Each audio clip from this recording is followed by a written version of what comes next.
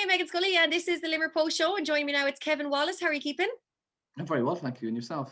I'm really good, thank you. And I can't wait to get chatting to you because I have read some of the articles that were online already, and you're based out in Ballinity.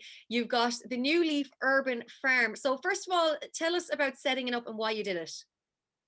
Um, I set it up, I suppose, because in about 2010, 2011, I wanted to become self-sufficient. Yeah. I wanted to grow my own veg, have a homestead, something like that. But then, I suppose I wanted to go on and do a master's degree. So I went to Korea and I taught there for 2 years to save money to come back and do the master's. So I did that. When I came back, I did my master's in UL for youth, community and social regeneration. And as part of the social regenerative side, I started looking at urban farming in places like Detroit and in London and on the continent, especially in the Netherlands and places like this. And I found it very interesting. And then the urban co-op, I heard about the urban co-op through my research. It was only open about a year at that stage. And I based my thesis on them as a kind of a community initiative, as part of social regeneration and possibly economic regeneration, in a sense it could be kind of a local employer. And when I was talking to them, they just said there's no local suppliers. There's one or two around, but there aren't many. So I suppose I came from there, really. I just kind of fitted the pieces in together, said, you know what, I'll try it. I've no background in farming, none whatsoever. It's amazing. No, nothing. You mentioned the Detroit there. I've actually seen that documentary about the urban farms, and I saw it in Detroit, and it was absolutely fascinating, and it blew my mind. And it was just like, I remember watching that series and thinking, why aren't we all doing this? Like, why aren't all the cities and towns and becoming self-sufficient and creating their own produce? So I guess that's where the co-op comes into it. And as you said, you've no background in farming, and here you are now. What was it like when you started getting into I suppose growing crop? As you said, you didn't come from a farming background, but yeah, we had no money. We had zero money. We had 800 euros, and we got land out in Ballinity from the Grisewood family, John and Catherine Grisewood, and they were lovely. They've been so much help to us. They've been just fantastic. They almost treat us like family, really.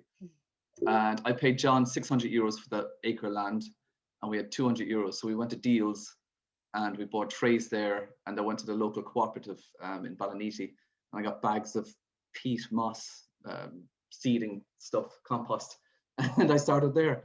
And I suppose the land was pretty good because it was never been ploughed or never been used for decades. So then I talked to David at the milk market manager, Dave Fitzgerald, Sam guy, and he said, yeah, that's great, come on down, take us all. So it started from there, and we got a bit of a following week by week, and we realized that we could make a go of it. And it just kind of snowballed from there. And then I met Tom Flavin, and then I met Keith Piggott, and then I met Mike Tweedy, and all these chefs. So they started buying my stuff. And then it was small restaurants, mom and papa joints, cafes.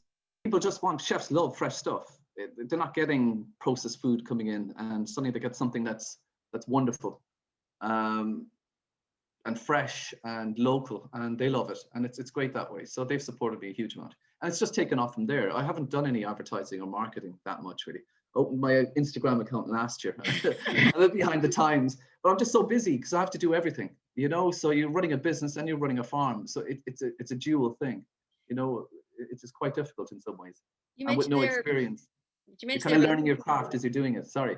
Yeah, you mentioned about the chefs, and they're all those Limerick chefs, I have to say, are so amazing because they're really into promoting local produce. And that's the one thing I love when you go to any of their hotels. It's like everything on your plate is, if it's not from, it's usually from within a couple of kilometers or within the county, and if it's not from the county, it's very close by. Yeah, exactly. And they put their money where their mouth is, if you know what I mean.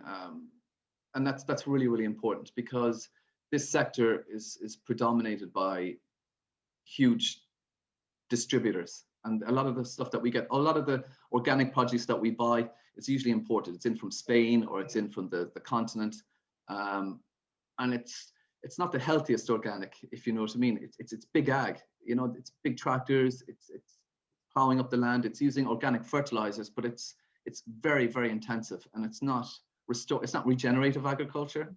And that's the thing you see that gets kind of lost in one way. So when a chef comes to me, he knows he's getting something that's probably at maximum a day old, Where if you're getting stuff from the continent, it could be 5 weeks, 5 days old, or a week old. So, and that's the difference. And as well, it's micro. I suppose you spend more time on your plants. They're kind of like your children in one way. You know, you look after them, you see them every day, you nurture them, you give them the right amounts of food, and you protect them, and you nourish them, you cherish them, and then they're gone, I suppose. And then the next batch come along, and that's what you do, because it's a love for what you do. Amazing. And then of course, you know, you said you're supplying there to the many chefs, like hotels and restaurants around Limerick, and then of course you said you had the milk market and you mentioned the co-op, but then lockdown, something else happened. Yeah, that all stopped, except for the urban co-op and the small shops like Eats of Eden and Eurospar and Brough, Rift Coffee, places like that. They kept open, which is great, and they really helped me along. But then I decided, right, what do I need to do? If this keeps on going on, how can I diversify? As my sister would say, diversify your revenue streams. So I decided to look at different options, and people were coming down to the farm and saying, will you do a veg box for me? And I was like, oh, yes, I'll do it. And they'll come down and they take it. And then I'll say, well, hold on a second here. I'm missing a trick here. People are coming down, asking me for veg boxes, but I say, well, I'm more for restaurants and hotels. So I said, well, I'll do the veg box. Listen to the people. Listen to what they're saying to you, you know. But sometimes you get so engrossed in what you're doing, it's kind of peripheral in a way. You're kind of listening to it, but you're not really registering it. And that's so I just had to sit down and say to myself, right, change your model, be adaptive, adapt to your environment, and kind of go that way. So we came up with a CSA scheme, and the CSA scheme is different from a box scheme, because a box scheme is just delivered to your door. So it's a little bit impersonal. It's a great thing to have, but some people want that connection. And that's why people come to my farm, is to see the farm, to take the kids down there, to have a look, to have a chat with the farmer, and have some kind of social connection. And people want that, because people are social beings. We need community. We thrive in it. And the community in Ballinity is fantastic. Like, they've got the community, the BCDA, Ballinity Community Development Association, and they're wonderful. They're really, really good. And that's a really strong community there. And they've been supportive of me as well. So for me, the CSA is probably the way to go, really, and start small. So we're only doing 50 families this year, and we're already 50% subscribed. So we've only got another 50% to fill. And that time frame is probably to the end of January. We're leaving it open till. So for that, we'll see how it goes. But it's the idea that I'll do restaurant quality vegetables. So the vegetables and the usual vegetables that you get in a hotel or restaurant or a high-end restaurant is what I'll give people. So it's a little bit different again in that sense. And plus it's kind of mirrored in with the Korean natural farming. And Korean natural farming is, I suppose it's becoming a little bit fashionable now. It's taken off a little bit.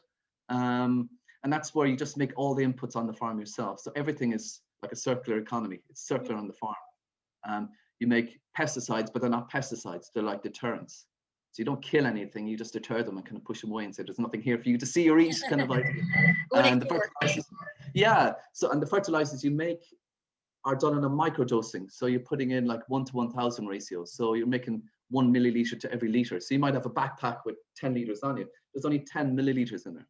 And it's a foliar feed. So the plant is getting the right amount at the right time. And you have to study your plants and see them at the right growth stage to give to match the nutrients they need.